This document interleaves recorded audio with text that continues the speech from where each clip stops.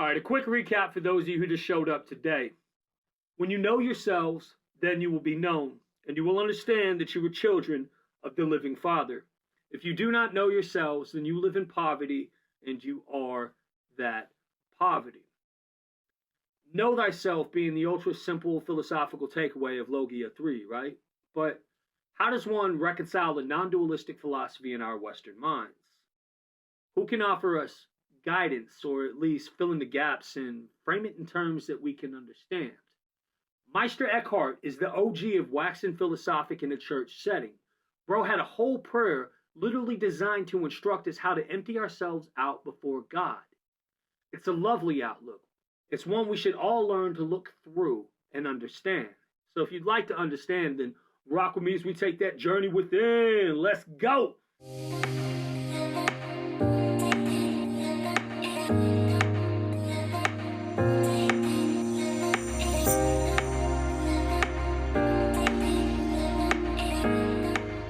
What up, though? It's your boy Justin welcoming you back to the Mystical Mind State. All right, I finally made a playlist for this series so anyone who hops in through the middle of it can put it all together and make sense of what's being said. Mystery teachings get real deep really fast, especially when seekers start working inward. So I got you, fam. Don't worry about it. I'm going to put this in order so everybody can see it. Now, as we start developing our internal lives, we naturally become curious about the mystics of our traditions. We start studying the works of people who came before us that shared their insights. Why? I mean, we're looking for guidance, right? Like, somebody please take these unfamiliar waters and frame them in terms that I can actually rationalize. This gets even deeper when we hit teachings like the Logion found in the Gospel of Thomas. It's obviously not a quick read where we can see these sayings once and just be like, ha, I got it. We got to fight with them. We deny them. We get angry at them. We throw books across the room. We become deeply confused by them. They're like these little mystic puzzles. And unlocking the puzzles becomes this mystic mission. Internalizing them leads to contemplation, which leads back to study. On and on the mystical cycle goes, right? Now, somewhere on the road to deepening my understanding of Logia 3, Meister Eckhart came to mind. I had just read, but the kingdom is within you and outside of you for like the 300th time. Contemplation leads to just breathing, aware of the breath inside and outside of you in union, right? Holding that level of awareness for only a few brief moments becomes this different manner of seeing things, like it's an actual shift in your conscious happening. It's the realization that the kingdom and perception are intimately connected. You start to try and figure out why. The curiosity wins, and then you explore these really obscure Dominican friars with their paradoxical quips and perplexing statements. Eckhart was fascinating, right? But it's not because he was a prolific writer. In fact, his circular arguments are more frustrating to read than they are anything else. Anybody who's read it knows what I'm talking about. But he was a prolific thinker.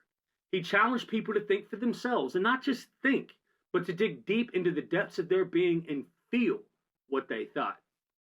I said what I said, but he seemed unwilling to compromise or suppress what he believed to be true spirituality in face of the dogma of the day. A quality that almost cost him his life, to be sure, but see, he saw God and humankind as interconnected pieces of the same whole. Analysts were putting square pegs in round holes for a long time looking at my guy. Like, they couldn't understand what he was saying at all. It was just so foreign to them at that time. Now, you still see this in Christian circles today. Like, a quick Google search into the topic of Christian meditation brings up all these theologians. I promise you they don't actually meditate, because they say things like, in the East, they emphasize emptying the mind, and Western Christianity is all about being filled with God, right? Yada, yada, yada. Sounds a lot like misinformation and fear-mongering, right? Let's wish them well anyway. I'm assuming they mean well, so let's just move on. Because that can't be further from the truth. Meister Eckhart emphasized the need to empty out all of our conceptions of God to find God.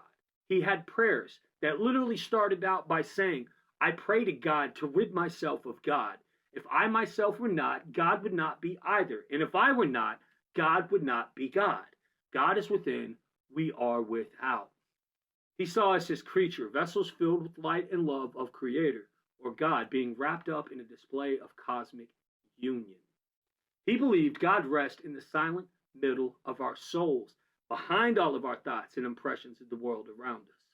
That would imply the path to unlocking spiritual sight is a process of clearing our minds and entering into the silence of meditation, not filling our minds with what we think God is.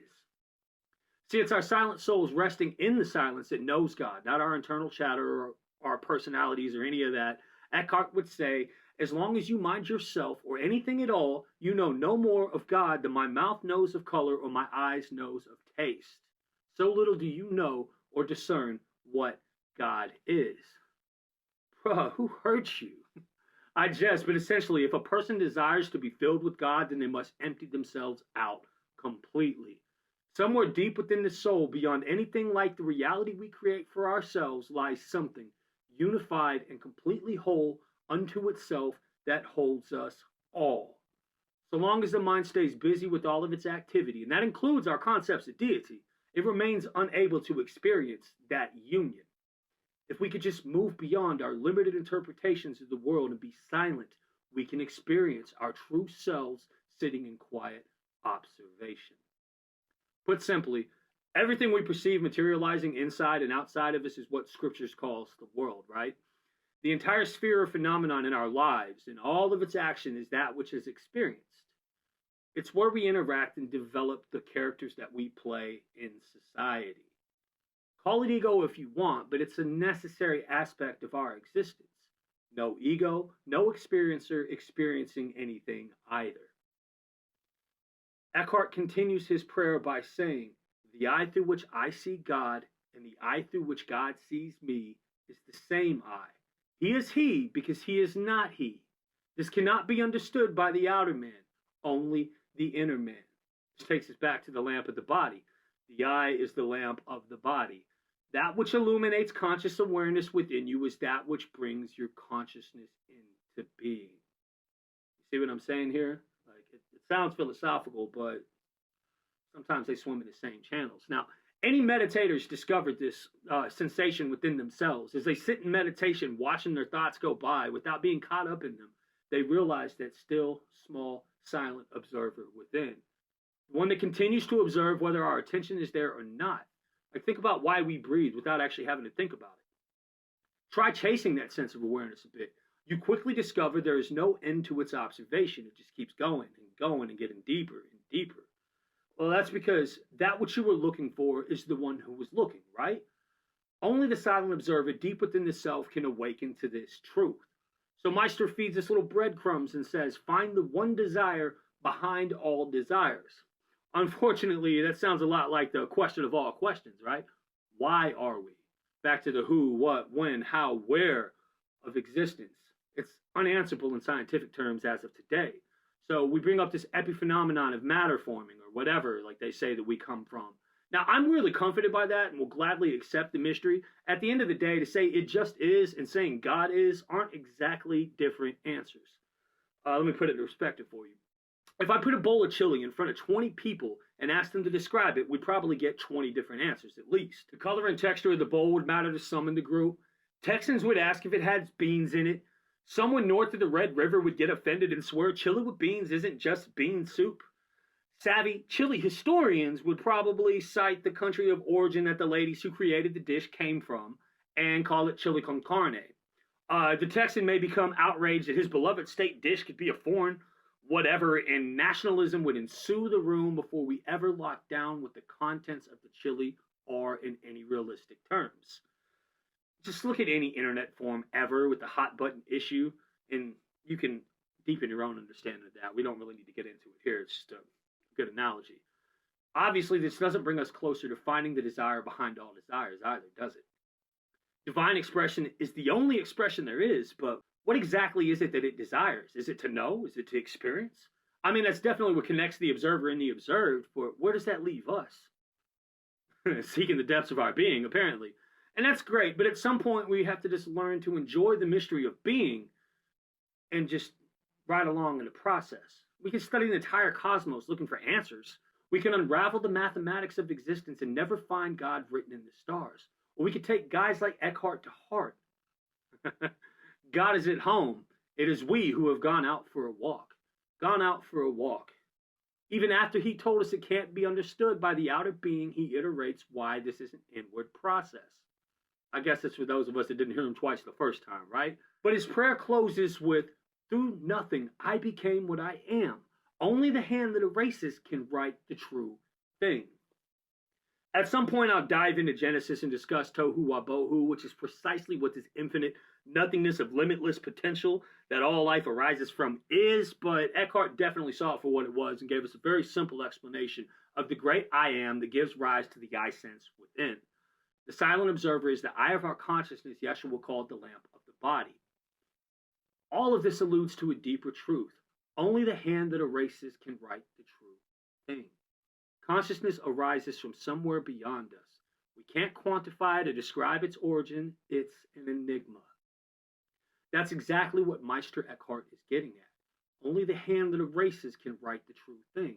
As of today, it's a mystery. So again, unravel the universe in search of something beyond the fabric of existence, or stop going out for a walk. If God is at home, why not focus on being home within ourselves and just breathing a bit? Just let our minds slip away and feel the union inside of us and outside of us as we breathe. Just food for thought, guys. All right, I created a picture with the specific prayer we just reviewed for you to screenshot. You can put it in your repertoire of prayers and internalize it a bit.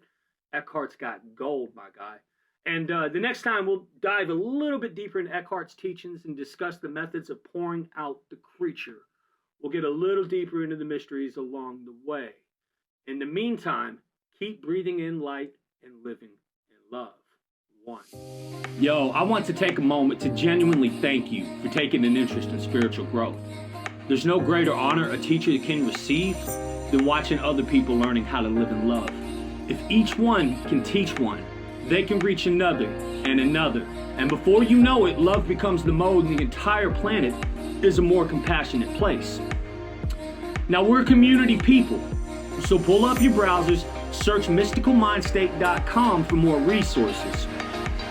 There's hundreds of blog posts covering dozens of topics. Now, if you look at the top, there's even a tab to reach out. Feel free to email me any questions, prayer requests, special interests, whatever. I'm an approachable guy. This is really what I do. You can skip the email list and hit me on Insta or any of the meta sites.